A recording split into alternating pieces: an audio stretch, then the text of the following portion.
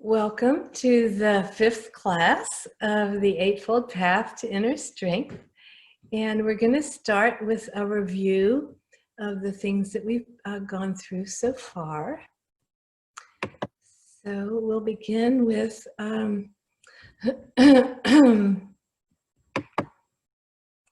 we've got Joshua with us now too. Hi Joshua, welcome.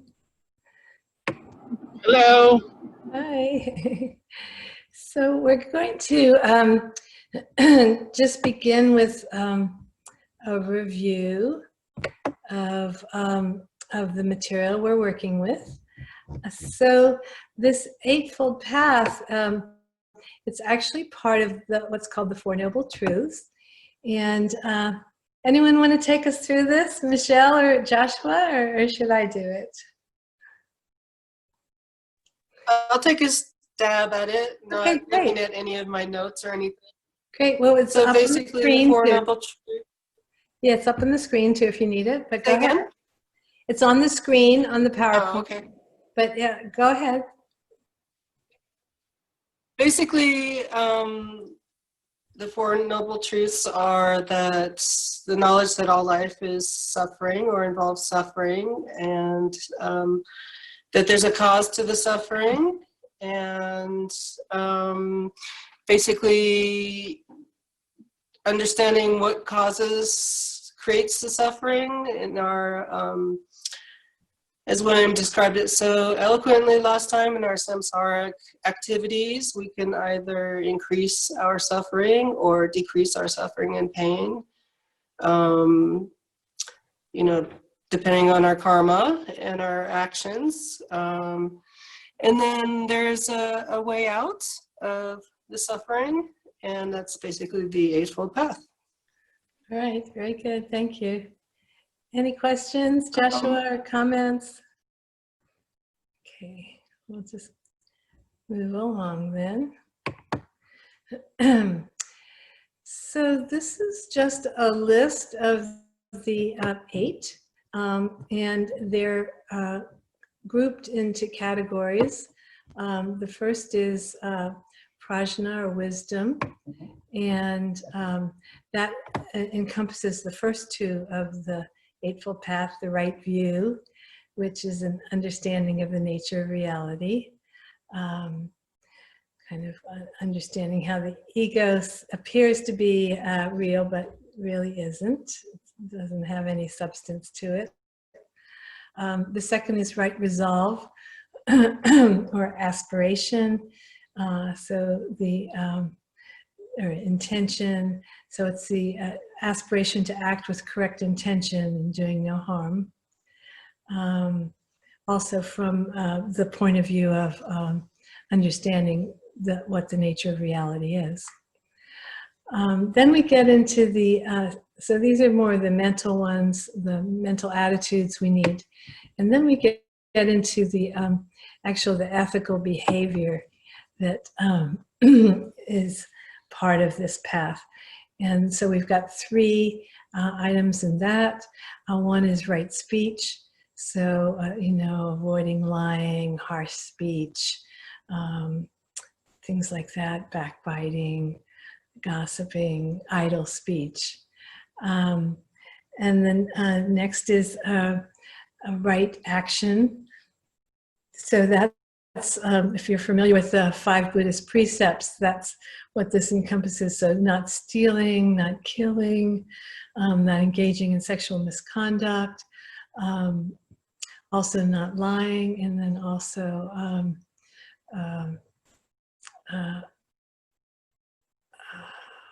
avoiding intoxication.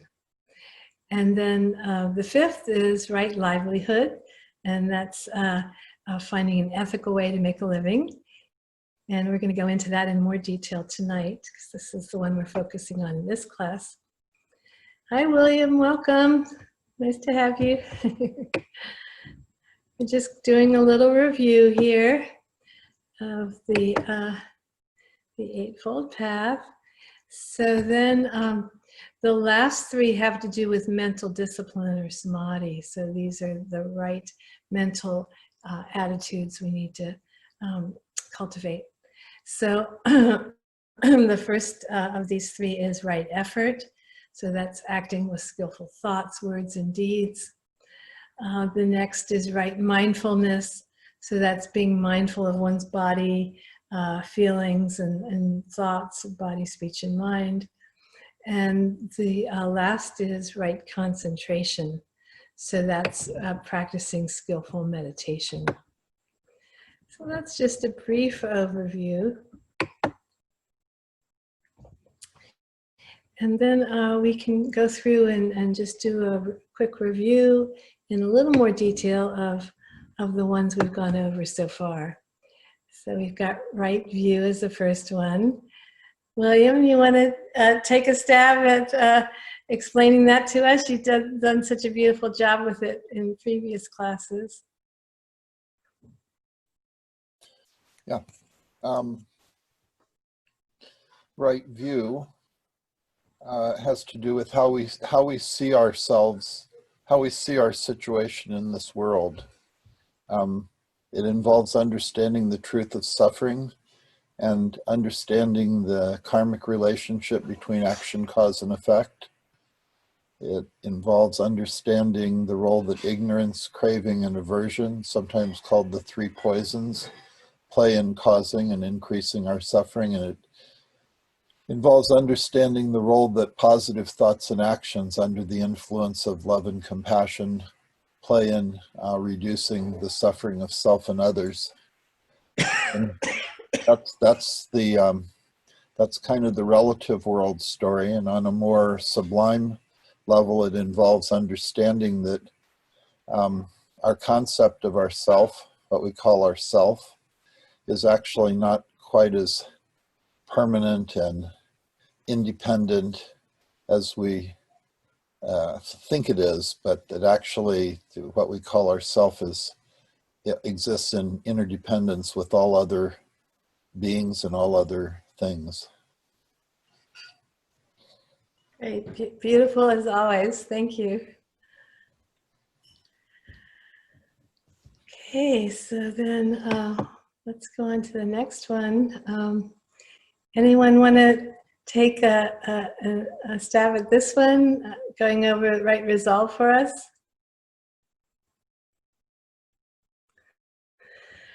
Okay, well, I will go ahead and do that then. So this is, excuse me, conveys the determination of heartfelt conviction or persistence in our first intention of harmlessness. So that's causing no pain or loss or destruction to any living being. So that's human, animal, insect, all beings. Second is the intention of non-ill will. So that's giving up angry, punishing reactions towards others, people, animals, even plants. And the third is the intention of renunciation. So that's renouncing enchantment with the illusory nature of the world. Or we also see the suffering embedded in experience. And we see the happiness, peace, and love available in not chasing after pleasure or resisting pain. Okay. Any questions or comments on those? Okay.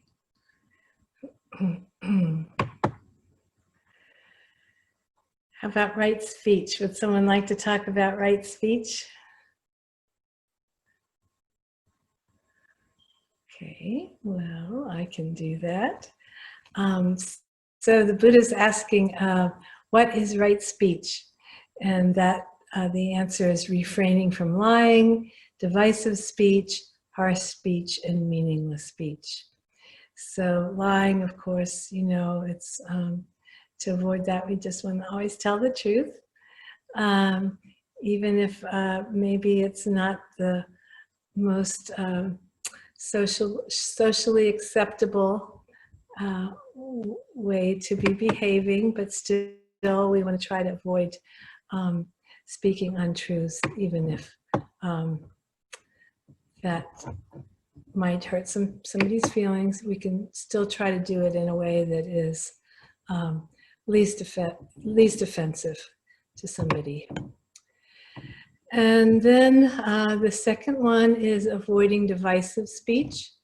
And rather than that, we want to promote harmony among all people with our speech.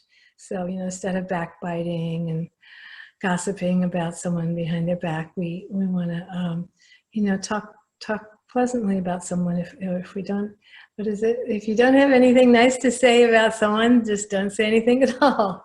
So that's kind of what we want to follow with that one. And then the third one is not using harsh speech. So not swearing or, yelling or, using offensive words to people. And of course, the opposite of that is using pleasing, kind, and gentle words, encouraging positive speech to our friends and colleagues. And then the fourth is shunning meaningless speech. So, and when we do that, then we can speak mindfully so that our speech is useful and purposeful. So that would just be, kind of idle chatter or gossip, really kind of using our words in a way that's just kind of meaningless, sort of like maybe to hear ourselves talk sort of thing. So that's, those are the things we want to avoid with our speech. Any questions or comments about this one before we move on? Okay. I have a comment, maybe a question. Yeah, great, Michelle, go ahead. So let's say you've been working on somebody's birthday cake all day long, and then right before you bring it to the party, you accidentally drop it, and Mm-hmm. it's not recoverable. Mm-hmm. In terms of speech. If I'm by myself, I might use a 4-letter word, but if I'm with others, I don't know what I would say. Right. Do you have any suggestions? The right speech in that scenario? Yeah. Well, I'm one of these people that also uses some 4-letter words when no one else is around, so I can relate to that. But it's probably better not to, I kind of catch myself and think, well, do you really have to say that? You could just, actually,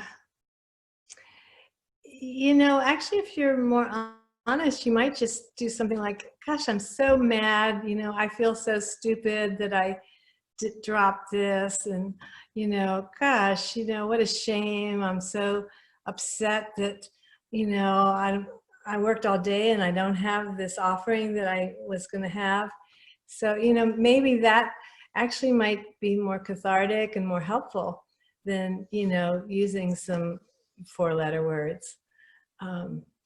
So I don't know, maybe we can both try that and see if it works. Usually for me, there's kind of a surprise element involved. If something happens unexpectedly, and it's like a knee-jerk reaction that comes out of my mouth. I don't even think about it. So I'm wondering how to get in between the reaction and the words. Yeah. Well, I don't know That if makes you any like, sense. yeah, like for me, if there's other people around, then I'm usually not going to be swearing, So maybe you could just imagine that there are other people around, I don't know if you like that or not, but, or, Interesting. yeah, or, maybe you could pretend like your grandmother, your mother, somebody like that you respect and that would be offended by that kind of speech, we're going to be in the room, it's like, well, what would I say if grandma was over there when I dropped the cake, I probably wouldn't be swearing because, she would probably be offended by it. So, maybe just That's think, helpful. Thank you. yeah, just kind of, or your minister or rabbi or, some revered person that, would be offended. Maybe that'll help. And you know, a lot of what these teachings are helping us get in between our like knee-jerk reactions and what we actually do, right? Because we have sometimes these automatic Yes. reactions of anger or, you know, jealousy or grasping. So what this training is really about is to have a little space in between our awareness and our action. So this is maybe good practice. So let's try it. Michelle, you and I both try it this week, and then we can tell each other next week how it worked. Sounds good. Thank you. Okay, you're welcome. Any other comments or questions about right speech? Hi, Rosalind, it's Eva. I am here. Hi, Eva. Great. You made it. Hooray. Oh, yay. Nice to have you back. Thank you. Hope your foot's better. It is. Oh, good. Good. Well, we're just doing a review now of the previous classes we've been through and the previous topics. So, you know, this class is about the Eightfold Path to inner strength. And so, let's see, right action, I think that's fourth. So, anybody want to go over these for us? Okay, well, I will do that then. So for right action, the first is respecting and protecting all living beings. So that's, you know, not killing any animals, humans, insects, etc. We've seen this come up a few times, this not taking lives, because it's such an important precept that we want to follow. Next is generously giving of our time and resources and only taking what is given. So that's kind of a polite way of saying not stealing. And, you know, not even pilfering a little cookie from the plate, you know, that's been set aside for the party or whatever. You know, someone's put aside something special and asks you not to touch it, you know, just not taking that. The next is acting with ethics and integrity regarding our sexuality to avoid causing pain to others. So that's, you know, adultery or sexual harassment even, or, you know, just acting in a way that's inappropriate, that causes discomfort, or even pain to others. And then the fourth is using truthful and kind speech and deep listening. So, you know, not being untruthful, not lying, not using harsh speech. So all the kind of things about speech that we talked about previously are also encompassed in this right action. And then the fifth is nourishing ourselves with wholesome food and drink and avoiding intoxication that can lead to harm to ourselves and others. And so generally speaking, the monks and nuns are not allowed to drink any alcohol at all, or any kind of you know, drugs, things like that. For lay people, we generally in Buddhism are allowed to have some alcohol, but just not to the point of intoxication. So except certain times of the month, there's 4 days out of the month when we don't drink alcohol at all. And then there's also a whole month in May, which is the month when the Buddha became enlightened, and also it was the anniversary of his birth, that we don't drink at all during that month. But otherwise, it's just really avoiding the point of intoxication where we can cause harm to ourselves and others. Any comments or questions about right action? Okay, I'll go on to the next. And right livelihood. So that's what we're going to be focusing on tonight. So, you know, the basics of right livelihood are shown here in this first quote from the Buddha. excuse me, these 5 trades should not be taken up. Trading in weapons, living beings, meat, intoxicants, and poisons. So those are the, the kind of professions that are considered not good karma to engage in. Rosalind, I'm not seeing your screen. I'm seeing the screen that says wisdom and ethical conduct still. Oh, is everybody else have that same issue? Yes. Let's try this again. Okay, so we've got right action. And then, are you seeing right livelihood now? No, still the summary screen that you originally put up with wisdom and ethical conduct. The original slide. Okay, so how about now? It's still the same? It looks like from our view, it looks like your mouse is not moving. Huh. Okay. Still the same? Yeah. Okay. All right, well, there must be a little problem with this PowerPoint then. So then what I'll do then is just go through the material, and you'll have to listen rather than see it. But when we send out the recording for the class, we'll send out this PowerPoint so you'll have it in writing. So sorry about that. So for right livelihood, so the basics is, avoiding these professions that are, create things that are harmful for others. But beyond that, we're kind of encouraged to use our livelihood, our way of making a living, or the way we spend our time through work, to do something positive as much as we can with our lives. So there's this nice quote from one of the Buddhist masters from Southeast Asia, Ajahn Chah, at least from the Theravada tradition. I'm not sure if he's from Southeast Asia or Western. And this quote is, "Buddhism teaches us to make earnest efforts in the things we do, but our actions should not be mixed with desire. They should be performed with the aim of letting go and realizing non-attachment." So even though we're trying to do good things with our lives and our livelihood, with our careers, or the way we make a living, we don't want to be attached to it. We want to just, if we're doing something good, just do it and let it go.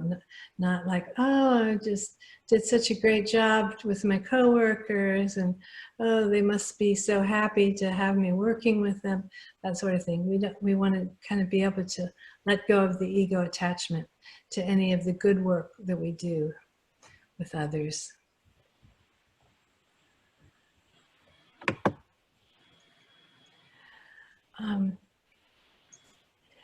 And then beyond that, just the idea of using our work for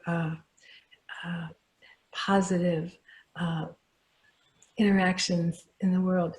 There's 8 different things that the Buddha points out that help us to live a happy life as a lay person. And the first is the accomplishment of persistent effort. So whatever may be the means by which a person earns a living, he or she is skillful and diligent. So that just means, doing the best you can with the job you have. Even if you're like someone that picks up the garbage, you at least you try to do it as neatly as possible, and maybe as quietly as possible, and just do your best. Show up on time. Comes consistently to work. So that kind of thing. Just being, doing the best we can, really, with what we're asked to do. Then the next thing is the accomplishment of protection. then that means the person sets up protection and guard over the wealth acquired. So it just means, that we value the work and the fruits that come from our work. If we get paid a good salary, that we are judicious with how we use our money. We're not too extravagant or too miserly. We just kind of protect and maybe save for a rainy day, or save for maybe when we're no longer employed. So it's like using our funds wisely. And then the next is good friendship. So wherever one dwells, one associates with people who are of mature virtue and accomplished in faith, moral discipline, generosity, and wisdom. So that's kind of pointing to the fact that you want to, as much as you can, try to choose good friends, people that are going to be a good positive influence on you.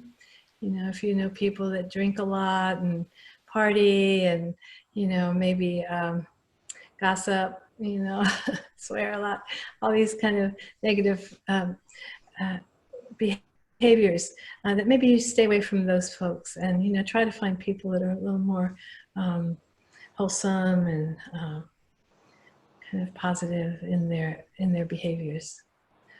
And then the fourth is balanced living. So a person knows his or her income and expenditures and leads a balanced life, neither extravagant nor miserly.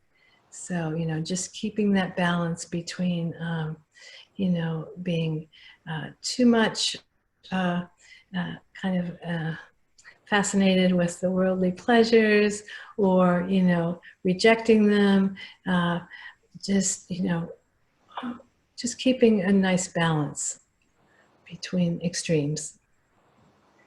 Any questions about these four before we move on to the next four? Okay.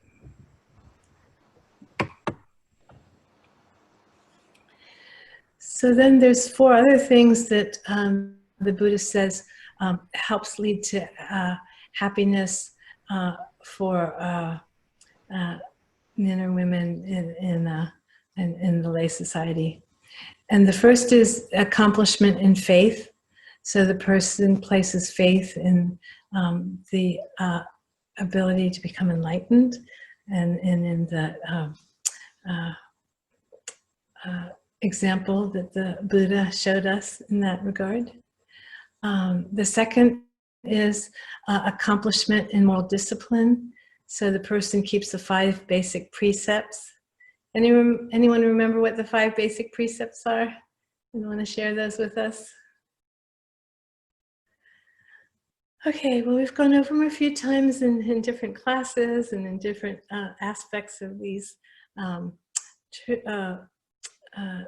Eightfold Paths aspects. But the first is to not take life. The second is to not steal. The third is to not lie. The fourth is not engage in sexual misconduct. And the fifth is to avoid intoxicants and intoxication. So anyway, so again, we're asked to maintain this moral discipline. The third is accomplishment in generosity. So the person dwells at home with a mind devoid of the stain of stinginess. So, just being as generous as we can with what we have. And then the fourth is accomplishment in wisdom. So the person possesses the wisdom that sees into the arising and passing away of phenomena. So that's a little more the kind of things like William was talking about in the beginning, that we have this right view, right understanding of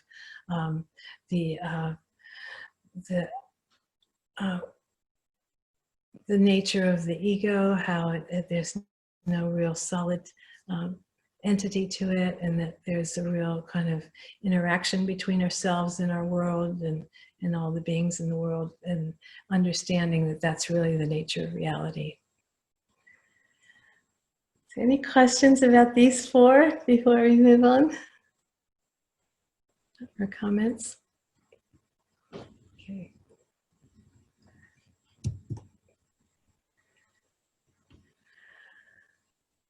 Okay, so are you still just seeing the one screen? You're not seeing the images move? Because right now I have an image of the Buddha with the mantra for him.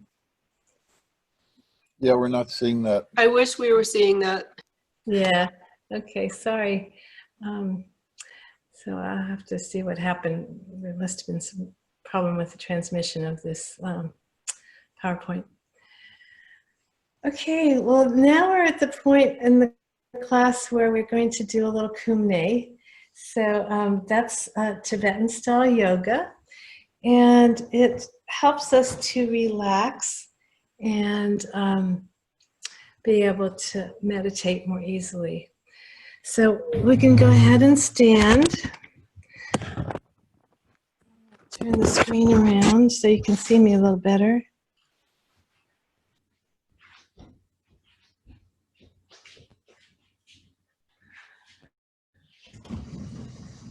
Okay, so we're going to do the flying exercise.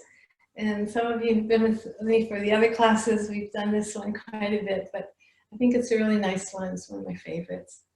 So you want to stand with your feet about hip distance apart, arms by your sides, and we're going to just let our arms slowly rise up above our heads. And once the hands are above the head, we can just stretch up nicely and strong towards the ceiling. Our feet will be firmly planted on the ground. So we feel a nice stretch through the whole spine. Take a deep breath into the belly and the chest, expanding the chest, the belly. And slowly let it out. Slowly let out the air, the breath, as the arms slowly come down to our sides.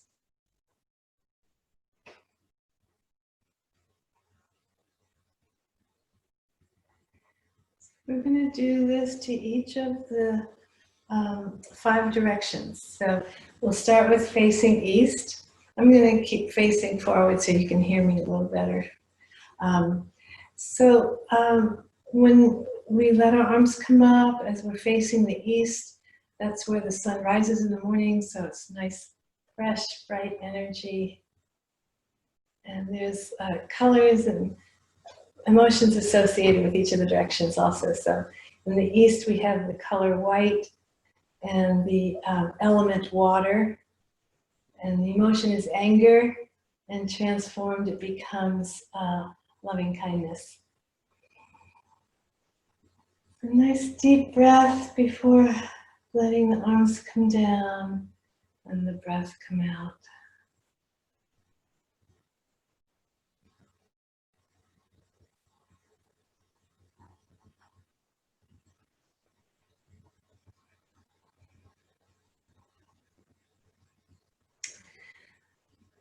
And if you'd like, you can take a quarter turn to your right, and you'll be facing the south. So as your arms come up, you can think of the sun having moved through the sky. Once it's overhead, it's a nice bright yellow. And that's the color in this direction. The element is earth. So nice stretch up towards the sky. Feet really solidly planted on the earth. Deep breath into the chest and the belly. Slowly let it out as the arms slowly come down to your sides.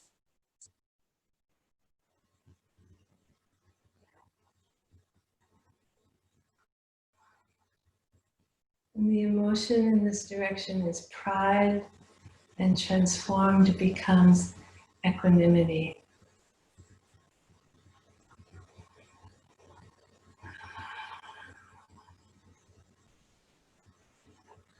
And if you like, you can take another quarter turn to your right, and we'll be facing the west. So as your arms come up, you can think of the sun having moved through the sky. When it's about to set, we have the beautiful reds of the sunset. And that's the color in this direction. and the element is fire. And the emotion is greed, and transformed it becomes compassion. And I stretch up towards the sky, feet really planted on the earth. Deep breath into the chest and the belly, and slowly let it out as the arms slowly come back down to your sides.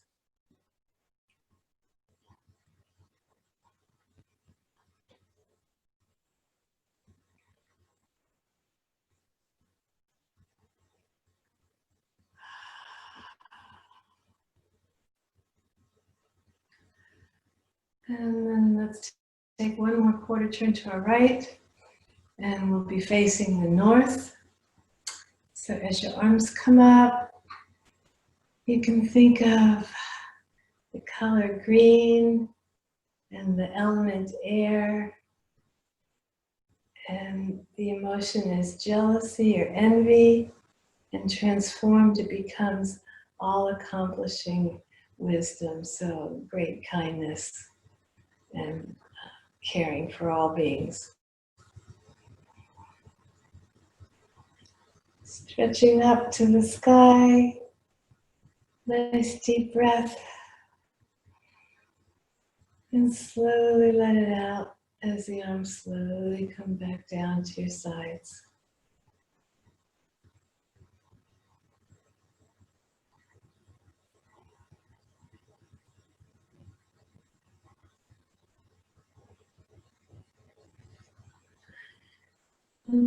Let's take one more quarter turn to our right, and we'll be facing the east once again, but we're going to be focusing on the center. So that means all the space above us and below us, and at our own deepest heart center as well. So as your arms come up, you can think of a beautiful royal blue, and the element is ether. The emotion is ignorance, and transformed it becomes deep inner wisdom. A nice stretch up towards the sky, feet really planted on the earth. Deep breath, and slowly let it out as the arms slowly come back down to your sides.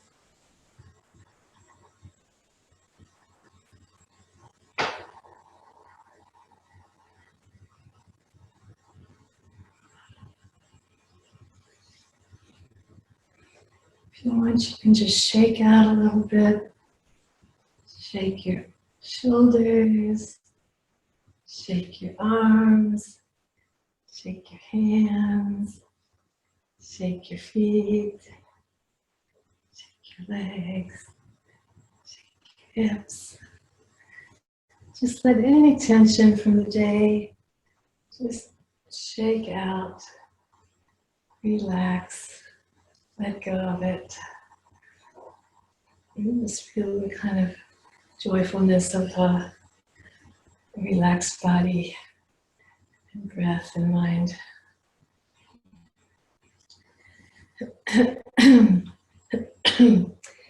We actually have time to do one more Kumne exercise. And for this one, I'd like to do slow walking. And some of you have done this with me before as well. So for this, you're going to stand with your feet a little further than hip distance apart, because it's easy to get off balance when we're walking really slowly. And if you want, you can have your hands on your hips, or you can also have them out to help with your balance. So we're going to first lift the heel of one foot, and then the ball of the foot, and then the toe, and then set it down, heel, ball, toe. And then lift, heel, ball, toe, and then set it down, heel, ball, toe. And if you have room in your house to walk in a clockwise circle, that's a really nice way to do this. But if you don't have too much room, you can just go ahead and walk in place. That's how I'm going to do it. So we're just slowly shifting the weight from the ball, the foot, I'm sorry, the heel to the ball to the toe of one foot, and then lifting the other foot and setting it down, heel, ball, toe.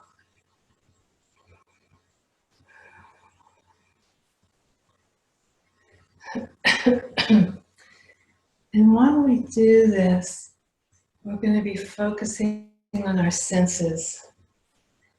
So first focus on our sense of sight and just let the eyes relax, all the muscles around the eyes, all the muscles in the faces for that matter. And try to experience your sense of sight as being very receptive, just aware of the colors and shapes around you, not too concerned with what they mean, what they symbolize, things like that, what they remind you of. It's more this very immediate quality of being aware of the shape, the color, and your perception of it. And this can be a very soothing, healing experience for the body, just to let the senses take in this information in a just very appreciative, caring way. Caring for the body through bringing this beautiful images into the mind.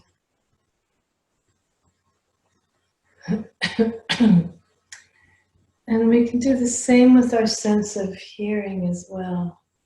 So we want to relax all the muscles around the ear, the neck, the throat area.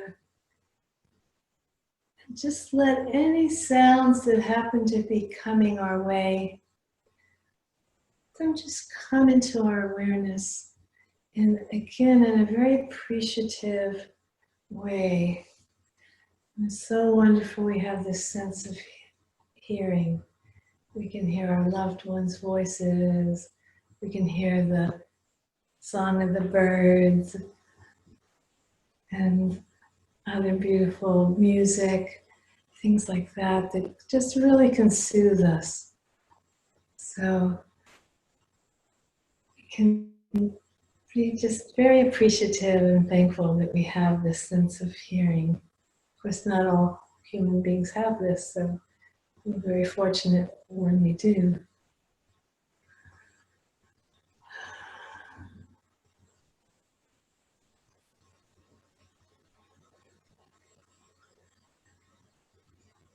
And we can also focus on our sense of smell in this way. Just being aware of any subtle sense that there might be in the room. Sometimes when the wood gets warm, it gives off a kind of earthy smell to it. Or you might have a little lingering smell of some shampoo or soap, lotion used. Again, we want our senses, the muscles around our nose to relax. Our breath can become deep and gentle. And we can just really appreciate the fact that we're able to smell wonderful things like flowers and delicious food that has a nice smell to it.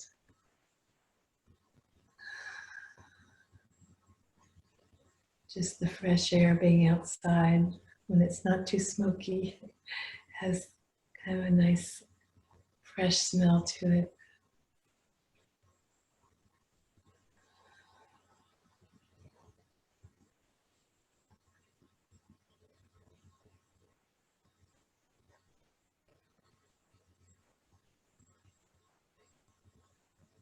Then we can also focus on our sense of taste. Usually we only do that if we're eating or drinking something, but it's kind of natural taste in the mouth, kind of natural chemistry of the body. Just to be aware of that. And again, relaxing all the muscles in the mouth, the tongue, the throat. Just letting the breath come in nicely through the nose and mouth. Maybe just even be aware of the taste of the air coming through your mouth.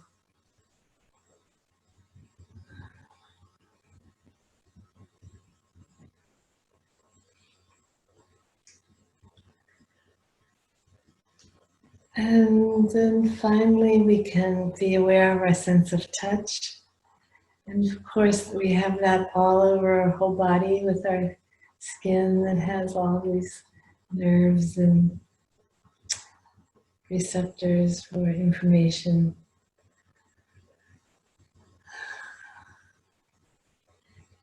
Again, we can just be aware of any subtle sense of touch we're experiencing.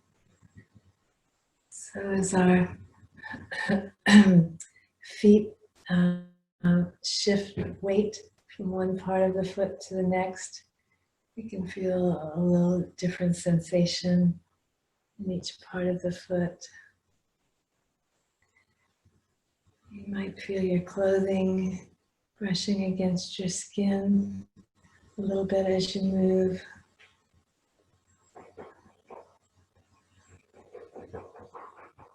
You might feel a little flow of air. If you're lucky, it's kind of warm here.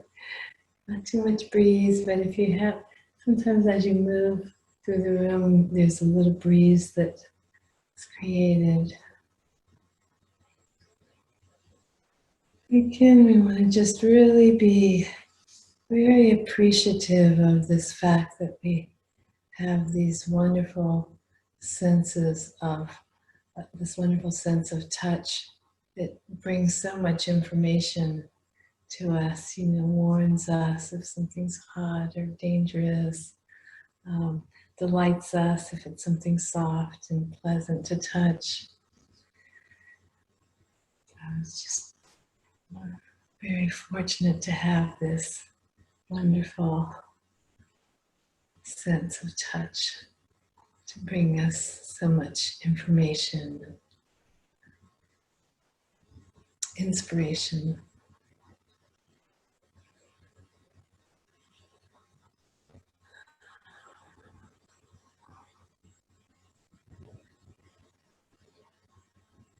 And in the Buddhist tradition, we also sometimes talk about a sixth sense, which is consciousness. So that would be like our awareness of all of these senses and just our consciousness of what's going on around us in the world. So it's just the awareness of what's taking place in our world around us.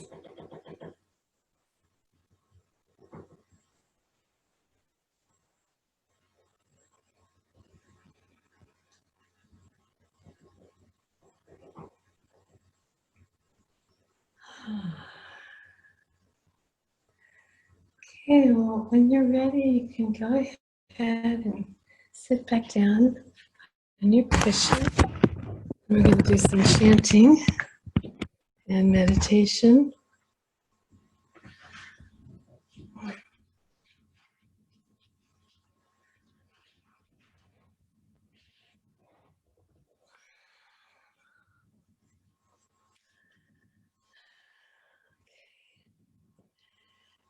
So the mantra we're going to work with tonight is Shakyamuni Buddha mantra.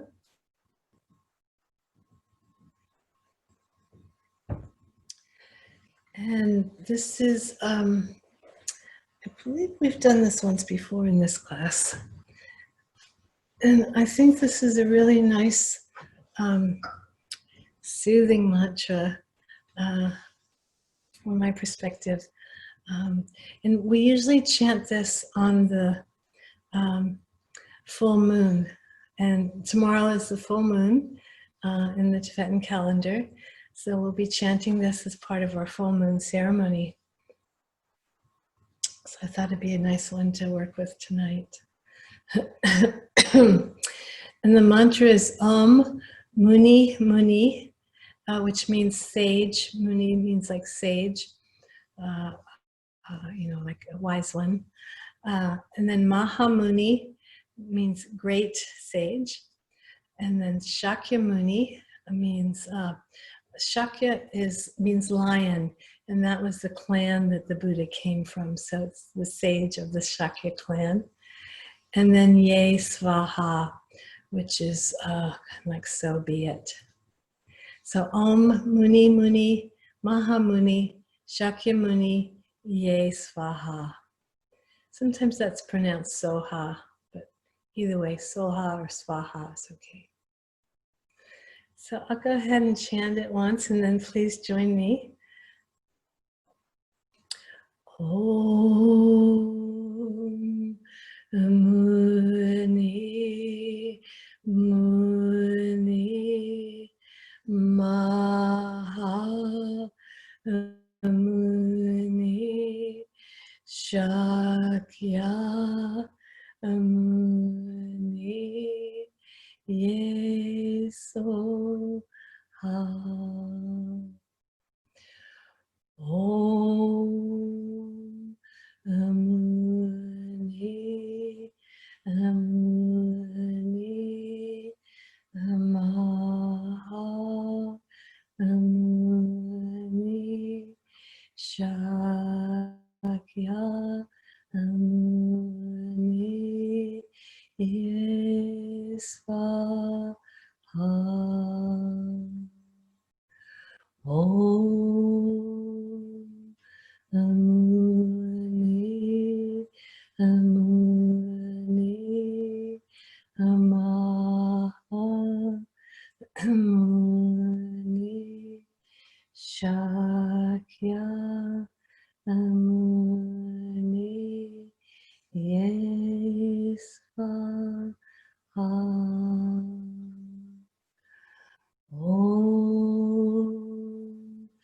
Muni Muni Maha Muni Shakya Muni Swaha. Om Muni Muni Maha Muni Shakya Muni Yesvaha. Om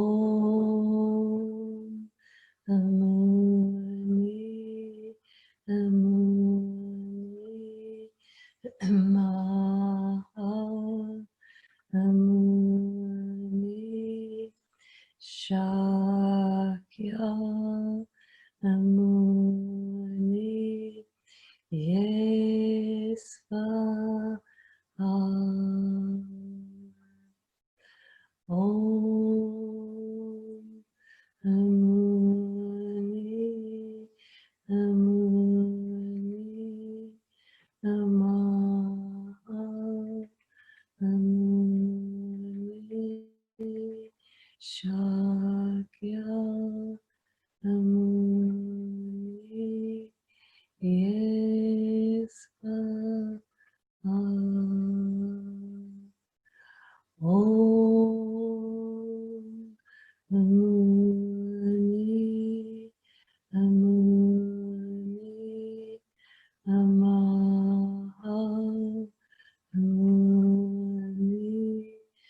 Shakya Amuni Yesva Om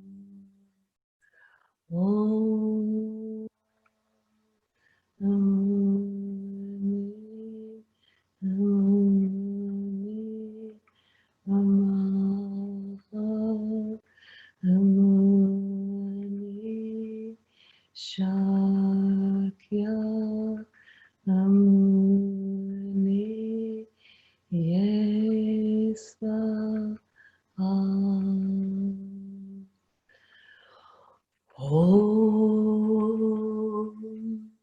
Amuni Amuni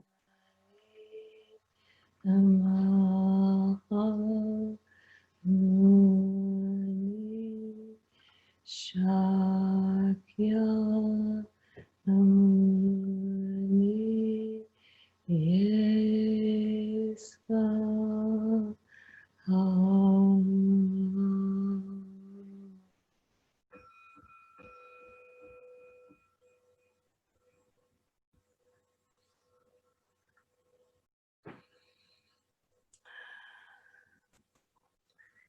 So now we'll just sit silently for a while. We'll be sitting in what's called the 7 gestures posture. So the first is the legs form a nice solid base for the body. Second is the arms are relaxed. Third is the hands are on the knees. Shoulders are relaxed. If you like, you can roll them up and back and down.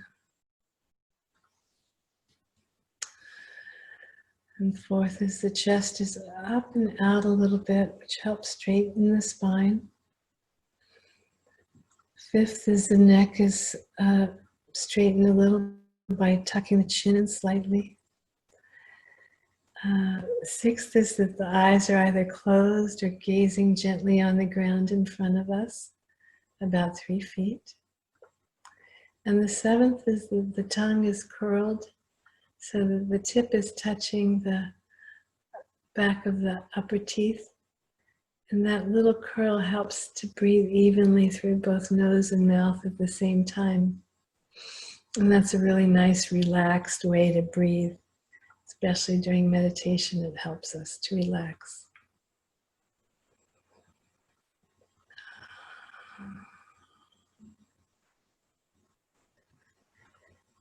And when we're meditating, if we do have any thoughts, it's helpful to just let them come and go.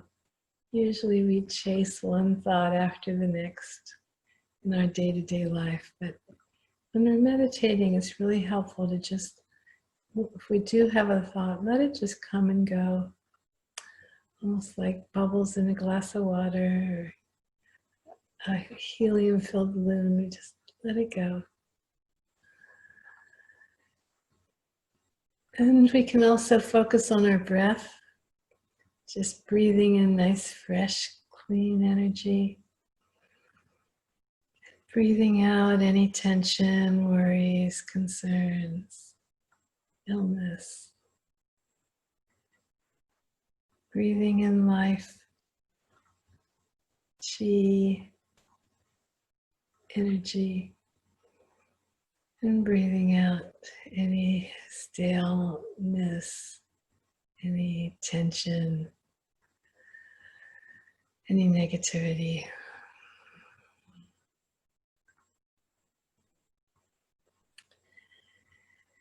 If you'd like, you can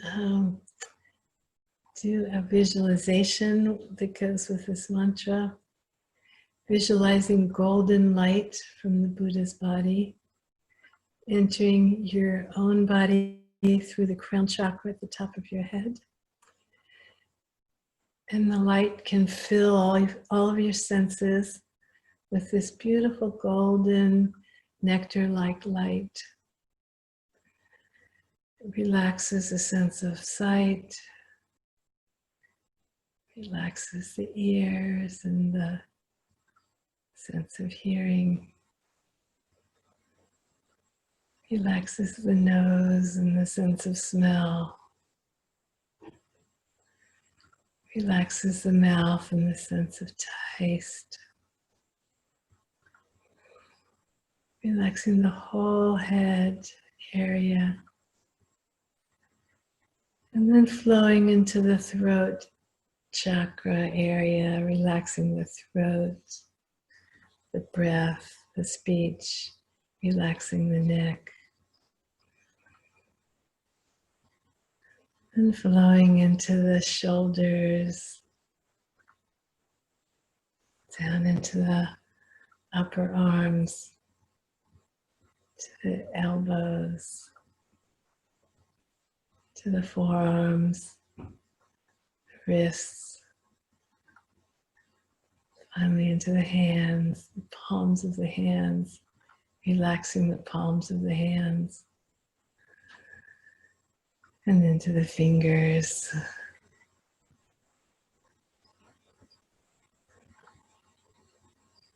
The light can flow into our torso, touching all of our internal organs, relaxing them, our lungs and our heart, digestive organs, reproductive organs, flowing into our hips, down into our thighs, relaxing our knees, calves, light flowing into our ankles, finally into our feet. As the feet relax, it helps to relax the whole body. Similarly with the hands as well. Even into the toes, relaxing the toes.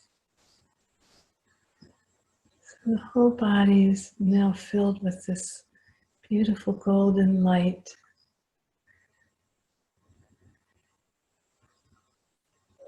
And if we'd like, you could imagine the light spreading out beyond your own body, out into the universe, touching all the beings in the universe with this beautiful golden light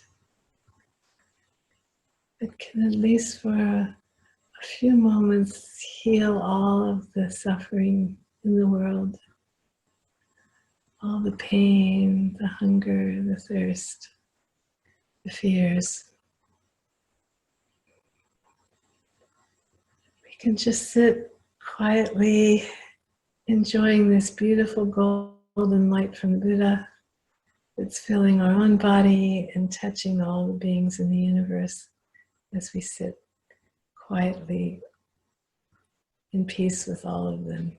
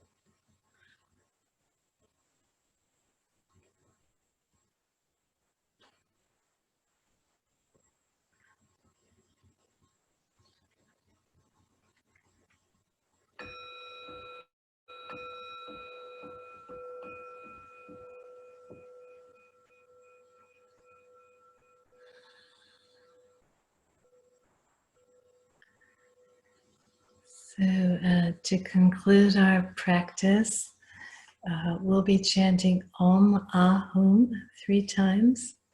And this is our way of dedicating the merit or offering of any positive qualities we've created from our practice to the benefit of all beings. And we'll do that by chanting Om Ahum 3 times. Om relates to the body energy, the crown chakra at the top of the head. Ah relates to the throat chakra and speech, breath. And Hum relates to the heart chakra, the mind. So in essence, we're saying with body, speech, and mind, we're offering all of these qualities to, good qualities to all sentient beings.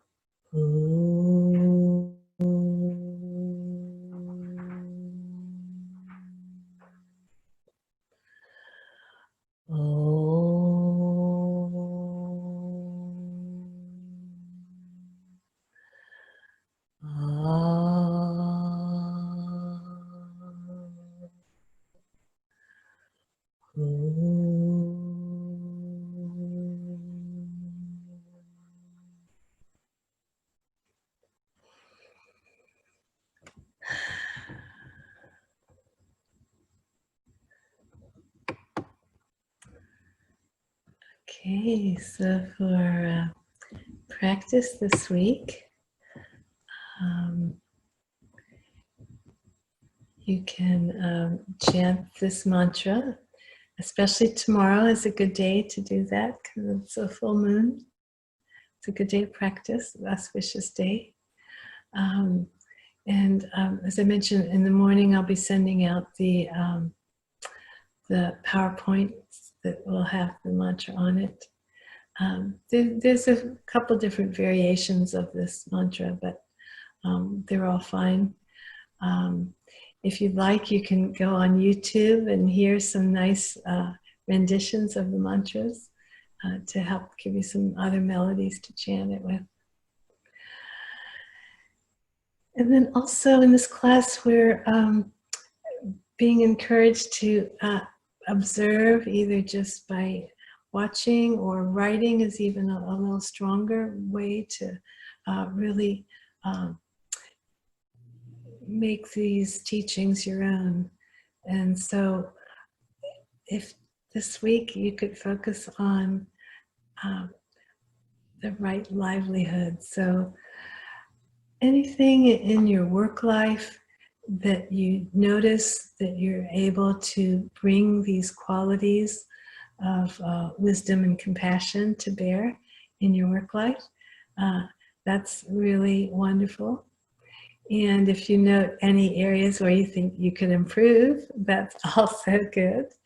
Any places where you feel like you're manifesting the negative qualities of ignorance, greed, and hatred, rather than the positive qualities of loving kindness and compassion, joyfulness, and equanimity. So it's just good to note these things. And I think, especially in the West, where we don't have this tradition of monastic life or supporting the monasteries or the nunneries, like in some Asian countries, it's a big part of the lay people's practice to make offerings to the monks and nuns and to participate in the religious life in that way. But in the West, we're kind of have a kind of separation between our work life and our spiritual life sometimes, where, you know, it's like the work ethics one thing, and then the spiritual practice is another thing. They're kind of separate. So as much as we can, start to see an integration between those two, so that we're bringing our spiritual values into our work life, and then also into our spiritual practice. We're bringing, you know, these positive qualities too of effort and awareness.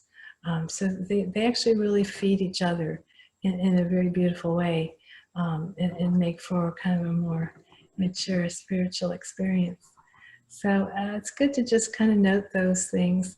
And, you know, we all have room for improvement, of course, in these areas. So it's especially helpful if you can see areas where you might be a little weak, and where you could improve, or maybe you did or said something at work that, you know, hurt somebody, or, you know, caused a rift, or things like that. So those kind of things are really important to pay attention to and be aware of, and think about how you can improve them, because our work life is where we interact with other people in the world. So, you know, we can have all these lofty spiritual ideals of being kind and generous and showing equanimity, but when someone does something that makes us angry, you know, it's very easy to just react in a kind of angry way without kind of control of our actions. So it's actually really a perfect testing ground for our spiritual development, our spiritual practice. So anyway, hope you can find some inspiration in that this week. Anyone have any final questions or comments on this topic at all? Okay, well, I hope everybody has a safe week. I hope you are free from fires and smoke and all the virus and all the difficulties that are facing us in our day-to-day life right now. So please stay well, stay safe. And Thank you, happy. Rosalind. Okay, thanks. Hey, Rosalind, thank you. Thank you. Nice to see you back, Eva. Have a good week, everyone. Okay. You do the same. Thank you. Thanks. Thanks.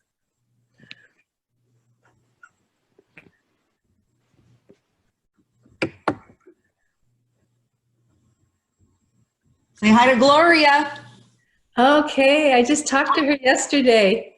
She's doing great. She's in Hawaii. Oh, Yeah. awesome. She's kind of, you know, feels like she's in her element with her family and friends. Oh, I'm glad. Yeah. Think she'll be back? She might. She's really not sure, but, you know, Okay. coming back is one of the possibilities. So, Okay. yeah. All right. Well, I'm going to sign up. I'll see you early next year in person. I hope. Good. Yeah, I hope so too. Okay. Take care. Bye. Bye. Bye.